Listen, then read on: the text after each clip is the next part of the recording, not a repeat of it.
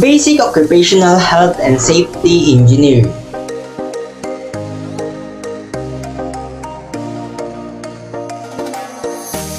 Good day everyone! We are the students at Cavite State University SICAT Campus. I'm Princess Fiona Tika Angay. And it's me, Nils R. Eladio, and accompanied by other two members.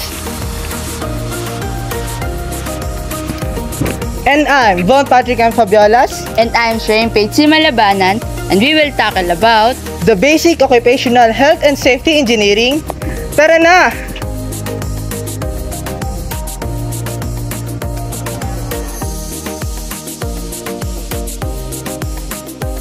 About sa demographics. Number 1 is, what is the maximum capacity of the establishment po? Ang capacity naman po dito sa establishment namin is nagre-range po ng 10 to 12 person po. And number 2, what is the average number of people entering and exiting the establishment daily?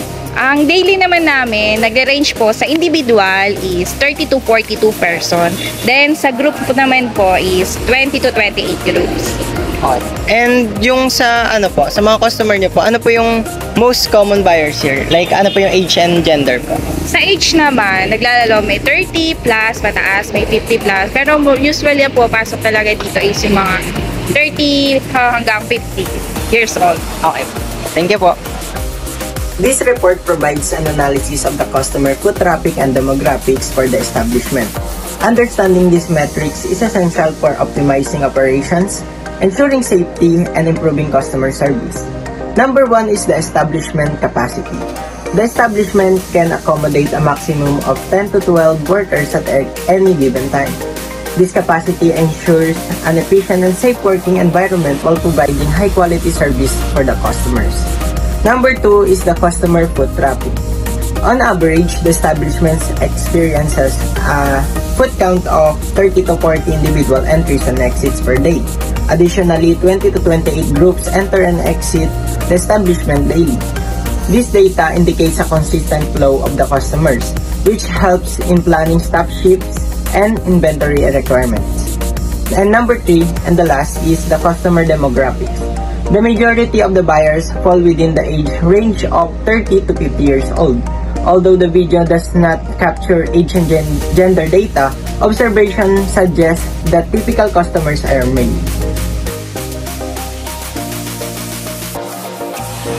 For housekeeping naman po, nasusunod po ba sa store yung 5S philosophy? Yes. Paano po na-implement po yung 5S philosophy po dito? Example doon yung set in order, yung mga item namin na tiles. Kunyari, ito, katulad nito, porcelain po siya magkakasama, then ceramic naman. Pagka-organize naman po nun, naka-size by size. 60 by 60 sama-sama, 40 by 40, 30 by 30, then the other sizes. Okay. For housekeeping, they said that they follow the 5S philosophy, which is the sort, set in order, shine, standardize, and sustain in their establishment. For implementing the 5S, they do the following. First, they sort the tiles by checking each tiles if it is defective or not. Second, they set everything in order, like porcelain to porcelain, ceramic to ceramic, and sorting it by their sizes, which is the 60 by 60, 40 by 40, and 30 by 30. Third, they always keep the workplace and the selling area clean to make it look nice. Fourth, they have a standard time for everything. Like they have the standard time for cleaning and sorting everything, etc. Fifth, we can say that the 4S is sustained because it becomes their lifestyle.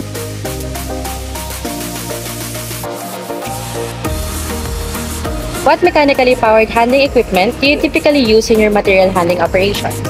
Mga power equipment ang ginagamit namin dito, example is jack lift, push cart, then meron din kami mga pallets. Example, yung jack lift, napapagaan yung trabaho namin kasi pag per pallet ang buhanan, nakakaya niyang buhatin para less siya sa trabaho ng oras. Ayan. For material handling, we employs two primary types of lifting equipment such as jack lift and push carts. So the use of lifting equipment such as jack lifts and push cart plays a crucial role in the establishment. Why? Because Jacklift is important for lifting and moving pallets, making their work lighter and shorter for the stock. So sa pushcart naman, we also complement this by efficiently handling smaller loads. Together, these tools enhance the productivity, improve safety, and contribute to be more efficient working environment.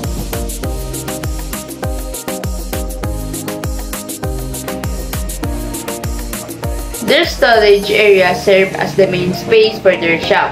The shop benefits from excellent illumination and ventilation due to its open front and strategically placed lighting fixtures. This design ensures a welcoming and comfortable environment for both customers and staffs. The number 1 po is, kung meron po ba kayong early warning devices po in case of fire outbreak po? Meron kami ditong fire alarm tsaka smoke detector. Kung in case of fire outbreak po, ano po yung mga equipments na ginagamit niyo po? Pag sa mga fire naman, meron kaming fire extinguisher na nakalagay sa office naman namin is kulay green. Then sa electrical namin is red and green. Sa pantry namin is kulay green. Then sa selling area, usually kulay red. This report provides an overview of the fire safety and early warning devices implemented within the establishment. These measures are crucial for ensuring the safety and security of both staff and customers. For early warning devices, the establishment is equipped with early warning devices to promptly detect and respond to fire hazards. The key devices include smoke detectors and fire alarms. And for fire safety equipment, in addition to early warning devices, the establishment has various fire safety equipment located in specific areas to combat fire effectively. For office area, the office area has a green fire extinguisher. This type of extinguisher is suitable for general use and is effective against paper and textile. For electrical room, the electrical room is equipped with both red and green fire extinguisher.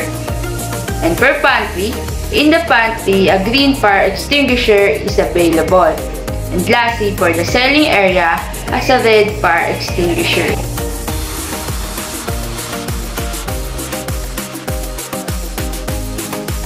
How often does your organization conduct inspections and audits if it's following the electrical safety rules and standards?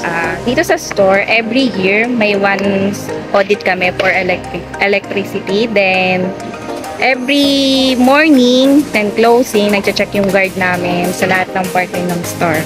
Next po. How does your company make sure all employees learn about staying safe around electricity? Around naman sa electricity, may pep talk kami every morning. Sinasabi sa amin yung mga safety for electricity. Then pag out, sinasabi rin po yun sa amin. Next po. How does your organization systematically identify and evaluate electrical hazards within the workplace? Diyan naman, example namin, once na nag-blackout or nag-brown out, mag-automatically na nag-shutdown yung mga ilaw. Mag-automatically din bukas yung pinaka-emergency light namin temporary. Electrical safety key practices. So we have daily inspection. Our guard inspect all the electrical systems every day. So next naman, we have a morning prep talk where the staff receives some safety reminders and updates. Next is emergency lighting. This is when emergency lights are active during brownouts or blackouts to ensure their safety. And lastly, these measures ensure ongoing electrical safety in their establishment. So for sa occupational health naman po, ano po yung mga common health related problems po yung na-encounter po ng mga workers po dito sa facility po?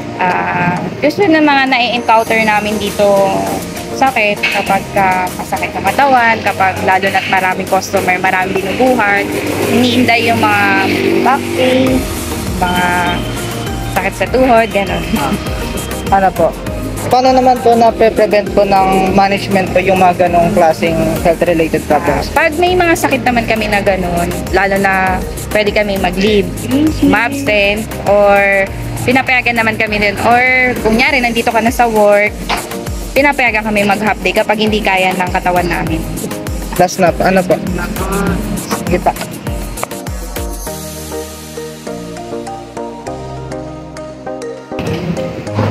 Ano pa, last po. Ano naman po yung mga assistance program po yung binibigay po ng management po sa mga workers po dito?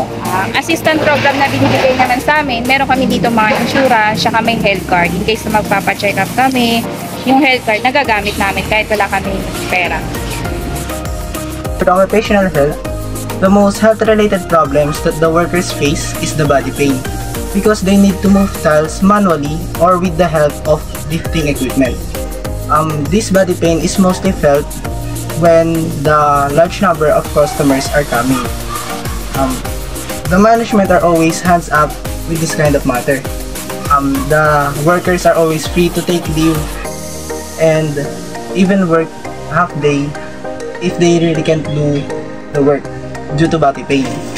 Plus, also the management gives the workers insurance and health cards, and these cards can be used even without money on hand. To summarize our reports, here are some observations about their establishment and some solutions for the identified problem. Based on the reports, their establishment can only accommodate a minimal number of people, 10 to 12 workers only. Although they mentioned 30 to 40 individuals and 20 to 28 groups visited, the entry was very minimal. We observed that this is due to the internal layout of their shop, which resembles a grid. The box represents the tiles and the line represents the pathways. And those pathways can only accommodate 1 to 2 persons at a time. Next is the 5S philosophy. We observe that they use 5S in their workplace. Number 1 is sort or seri. They dispose the boxes used for tiles to avoid clutter in their establishment. Number 2 is set in order or Seiton. They categorize each tile by type and size, ensuring that they are grouped together. Number 3 is shine or say so. They maintain cleanliness in their workplace, not only for sale but also for the safety of the workers. Number 4 is standardize or Seikatsu. They maintain the 3S by scheduling the task. Number 5 is sustain or what we call sheet spread. They maintain the 4S every day to ensure the safe and proper workplace. For handling equipment, they use manually powered handling equipment to make the work faster and easier, and to also avoid the over-fatigue for the workers. The next is the material storage. Their material storage is their whole shop, which is well illuminated and ventilated due to its open front and the light. Regarding fire safety, they use an early warning device to give an alarm in case of fire or disorder. They also use fire safety equipment like fire extinguishers. They use green fire extinguisher in their office, which is good due to the presence of combustible materials like papers. They use red fire extinguisher in their selling area. However, they only use red and green fire extinguisher in electrical room. For safety purposes, we recommend that they also use blue fire extinguisher, especially in the electrical. For electrical safety, the guard inspects the whole establishment daily. The workers have rep talk every morning, and in case of blackout or brownout, an emergency light will automatically turn on to ensure the proper lighting in the establishment. Lastly, in terms of occupational health, the workers usually experience body pain, especially when there are many customers. They have leave option if they can't go to work due to the body pain. And also, there are company-provided health cards that can be used for financial assistance for the checkups if necessary.